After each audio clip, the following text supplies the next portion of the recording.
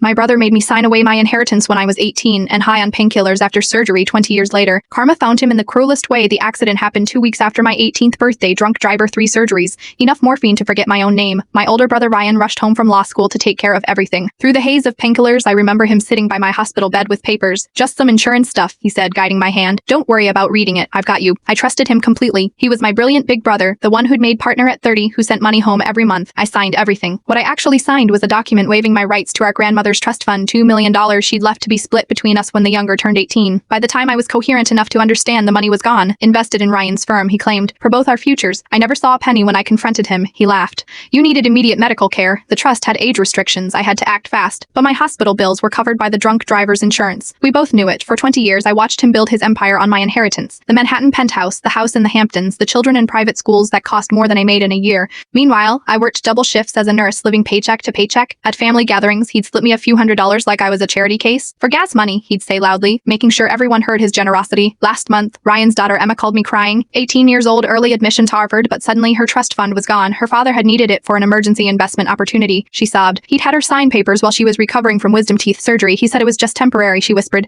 that he'd triple the money. My blood ran cold. Emma, did you actually read what you signed? I couldn't focus. The pain meds, he said he'd take care of everything. History repeating itself, except this time I could do something about it. I drove to Emma's house with 20 years of documents I'd saved, every paper I'd signed, every email where Ryan had promised to invest my money, every family photo where he was wearing a watch worth more than my annual salary. But the real weapon was something Ryan didn't know I had. A recording. New York is a one-party consent state, and I'd recorded our conversation 15 years ago when he'd admitted to tricking me. I was smarter, he'd laughed on the tape. You were always too trusting. That's why I'll always be successful and you'll always need help. Emma's eyes went wide as she listened, then they went hard. She didn't confront him immediately. Instead, she gathered evidence, wound 3 other trust funds he managed for family, friends, children. He built a pattern of documents signed during medical procedures. Then she did what I never could. She went to the authorities. The investigation is ongoing, but Ryan's assets are frozen. His firm is under scrutiny. Those family friends are asking questions. Emma moved in with me last week. She's taking a gap year. I am sorry, she told me that first night. He always said you were jealous of his success. I believed him. You were a kid, I said, and he was your father. She looked at me with eyes just like mine. He stole from you to build the life I grew up in. Every privilege I had came from your loss. Maybe, I said, but what matters is what you do now. This morning, she showed me her laptop. She started a foundation for young adults navigating financial abuse by family members. She wants to use whatever's left of her trust after the investigation to fund it. I can't give you back 20 years, she said, but I can make sure he never does this again. Ryan called yesterday from his lawyer's office. For the first time in 20 years, he needed my help. I let it go to Vosham sale. Funny how trust works. It takes years to build, seconds to break, and sometimes decades to avenge.